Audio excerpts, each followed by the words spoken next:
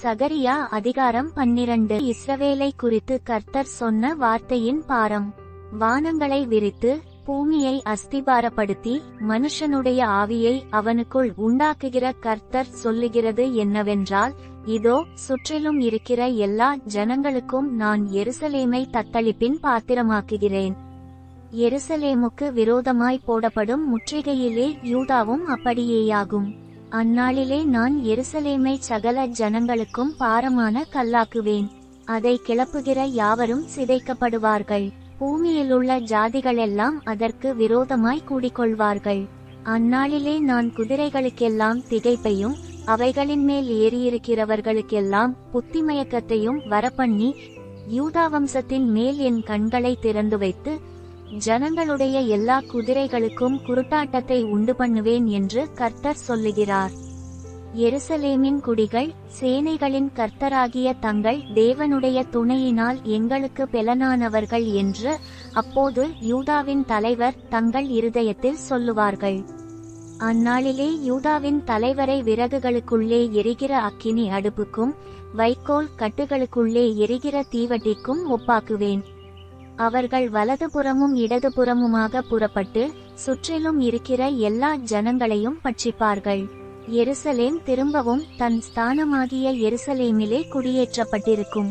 தாவீது வம்சத்தாரின் மகிமையும் எருசலேமின் குடிகளுடைய மகிமையும் யூதாவின் மேல் தன்னை உயர்த்தாதபடிக்கு கர்த்தர் யூதாவின் கூடாரங்களை முதல் இரட்சிப்பார்.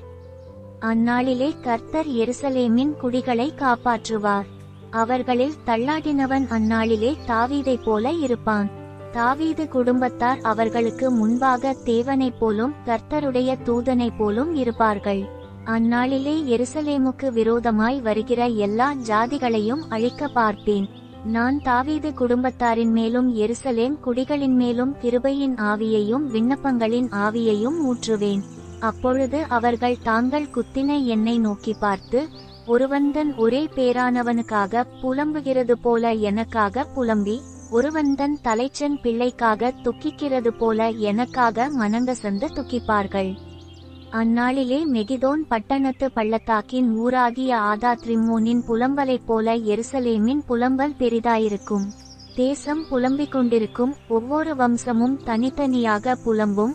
தாவீது குடும்பத்தார் தனியேயும் அவர்கள் ஸ்திரீகள் தனியேயும், நாத்தான் குடும்பத்தார் தனியேயும் அவர்கள் ஸ்திரீகள் தனியேயும், லேவி குடும்பத்தார் தனியேயும் அவர்கள் ஸ்திரீகள் தனியேயும், சீமேயி குடும்பத்தார் தனியேயும் அவர்கள் ஸ்திரீகள் தனியேயும், மற்றுமுண்டான சகல குடும்பங்களிலும் ஒவ்வொரு குடும்பத்தின் மனுஷர் தனித்தனியேயும் அவர்களுடைய ஸ்திரீகள் தனித்தனியேயும் புலம்புவார்கள்.